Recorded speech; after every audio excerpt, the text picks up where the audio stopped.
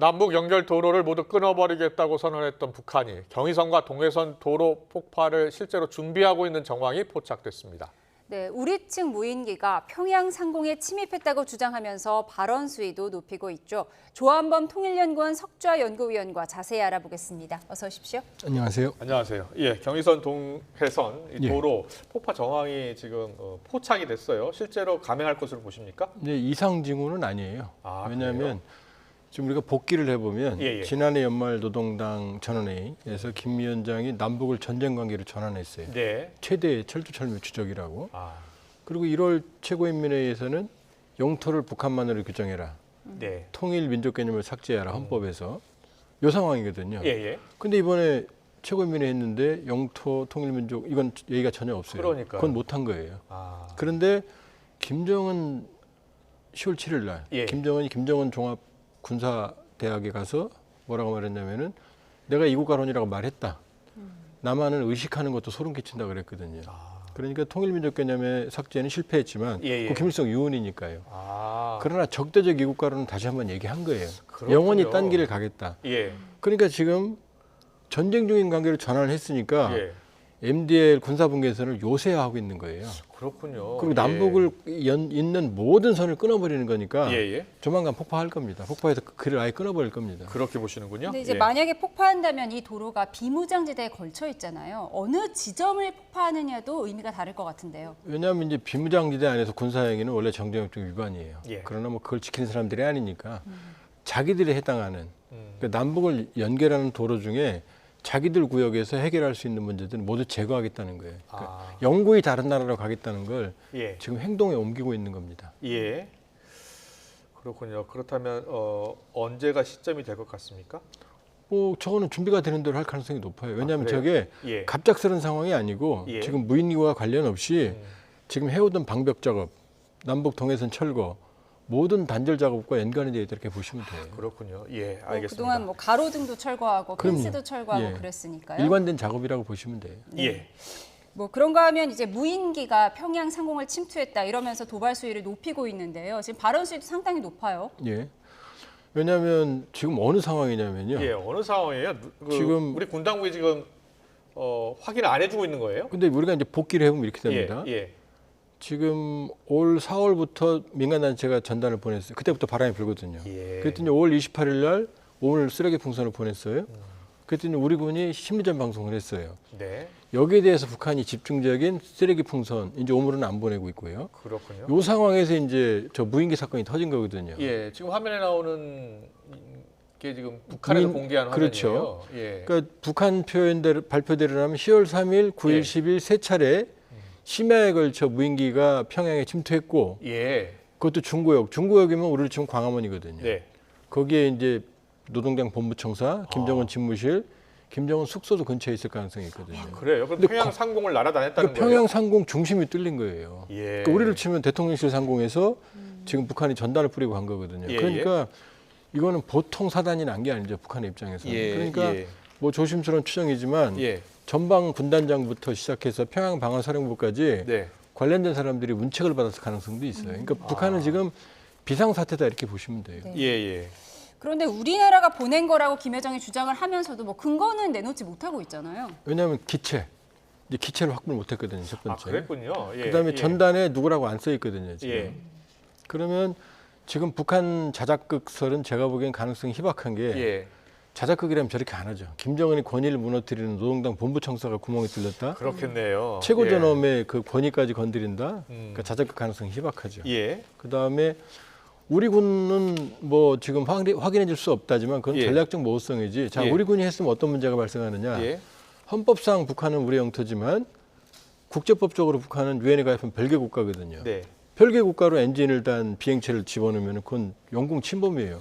전투행위입니다. 쉽게 말하면. 그러니까 우리 군이 이 상황에서 북한이 아직은 선을 넘었다고 판단 안 하고 있는데 이 상황에서 굳이 저런 일을 할 리가 없죠. 그러니까 우리 군이 얘기하는 확인해 줄 수 없다는 북한의 대응에 혼선을 주기 위한 전략적 모호성이지 우리 군이 했는지 안 했는지 확인해 안 해주겠다는 예를 우리 군이 했다면 했다고 말했거나 안 했다고 말했거나 둘 중에 하나겠죠. 저렇게 말 안 하죠. 김여정 부부장 담화문을 보면요. 한국 군부가 감행했거나 적극적 조장했거나 또는 묵인한 것 아니겠느냐고 하더라고요. 그러니까 본인들도 알고 있는 거죠. 예. 그러나 북한은 자기식으로 생각하는 천동설, 북한 천동설이기 때문에 왜 못 막냐 이거죠. 아. 그리고 분명히 자기들도 확보했다면 예. 항적을 확보했으니까 찍었거든요. 예. 그럼 우리는 저쪽보다 방공망이 훨씬 조밀하니까 예. 분명히 우리 군도 넘어가는 항적은 가지고 있을 거예요. 네. 그러니까 우리 군이 했다라고 밀어붙이면서 우리 군 막으라는 거지. 예. 지금 우리 군이 했다고 지금 때를 쓰는 건 아니에요. 엄밀히 보면. 네. 예. 김여정의 발언 수위가 높아지고 있는데 어제 노동신문에는요. 네. 온 나라가 통째로 분노의 활화산으로 화했다라는 제목으로 이제 글을 썼어요. 그래서 격분하는 주민들 반응까지 실었는데 이런 건 좀 이례적인 반응 아닌가요? 이례적이죠. 왜냐하면 북한이 지금까지 5월 28일부터 지난 11일까지 28번 쓰레기 풍선 보냈거든요. 예. 그럼 북한 주민한테 안 알리고 있거든요. 그렇군요. 근데 이번의 경우는 이렇게 보셔야 돼요. 예. 3일, 9일, 10일 날 분명히 북한 성명에 보면 예. 평양 상공에 수많은 삐라를 뿌렸다 그랬거든요. 네. 그럼 평양 주민들이 주웠을 거 아니에요. 아, 그랬겠네요. 그럼 막을 수가 없는 거죠, 지금 상황은. 아. 그러니까 감출 수 없는 상황이고 예, 예. 그런 상황이라면 남북을 전쟁 관계로 선언했고 지금 요새하고 있는 상황이니까 네.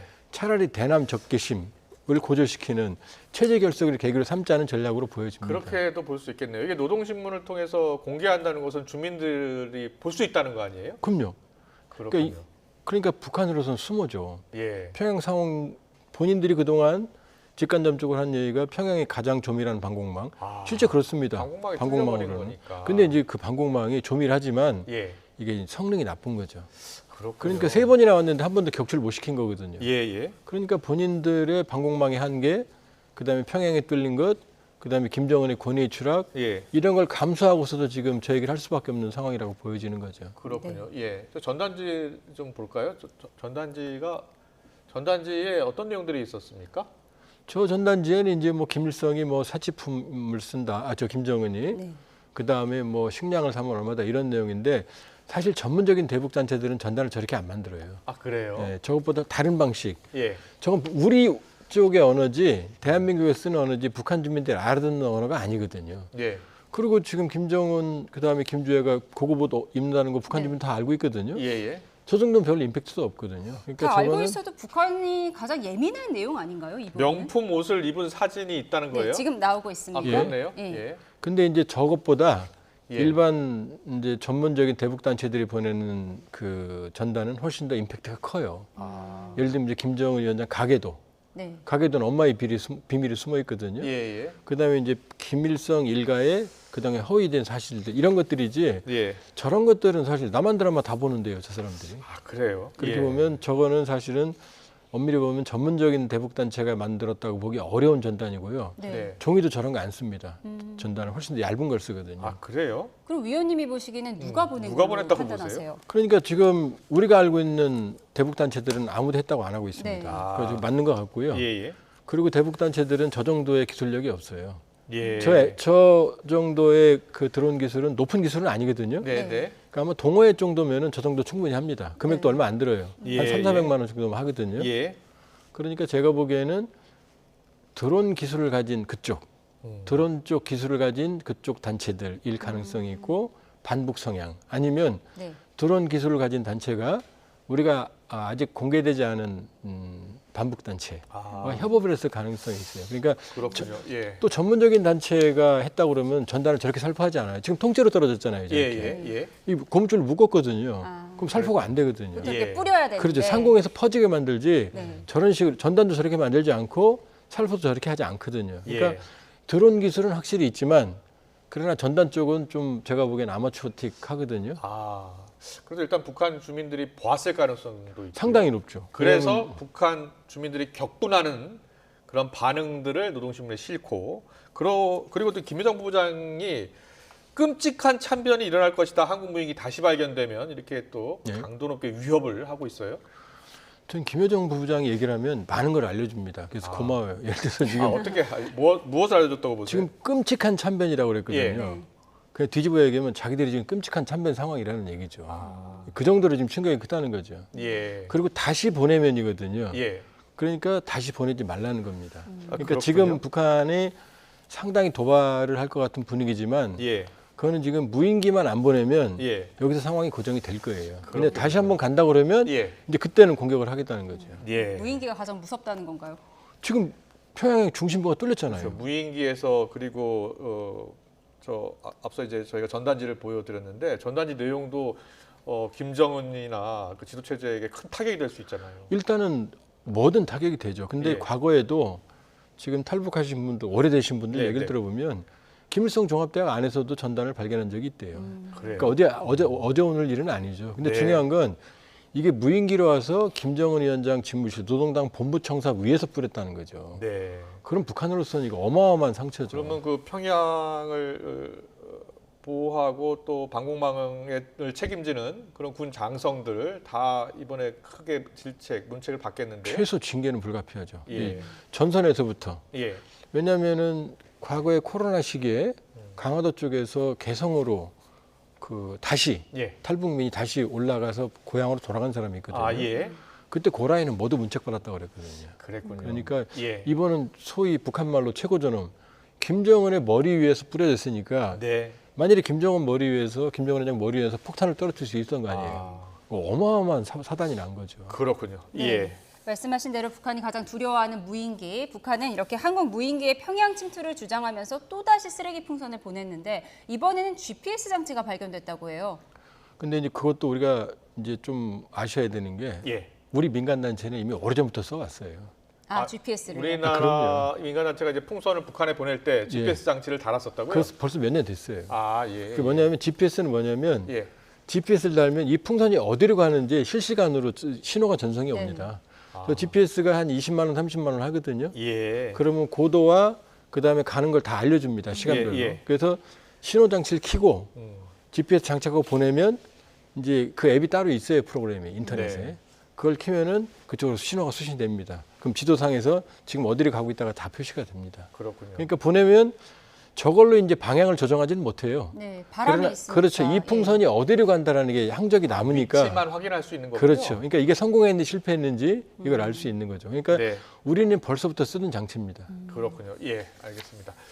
그 마지막 질문을 드리려고 하는데 북한이 그동안 우리나라에요? 그 파란색 무인기 많이 보내지 않았나요? 거의 10여 차례 보냈죠. 10여 차례. 10여 예. 차례 보냈고 2020년 12월에는 대통령실 근처까지 왔거든요. 무인기를 더 보내지 않을까요? 그러면 북한이? 지금은 자기들이 타격이 크니까 예. 우리 쪽에서 추가적인 조치가 없으면 먼저 보내진 않을 거예요. 그러나 우리 쪽에서 보내면 격추하거나 아니면 보복으로 이쪽에 이제 그 무인기를 보내겠죠. 이미 그렇게 경고했어요, 김여정 부부장이. 예. 우리나라가 얼마 전에 무기 공개할 때 그 북한의 무인기를 격추할 수 있는 레이저 무기를 공개한 적이 있잖아요. 예. 예. 아직은 실전에서 검증이 안 됐거든요. 예. 그러니까 실전에서 검증됐다면 그 풍선도 터뜨릴 수 있거든요. 예.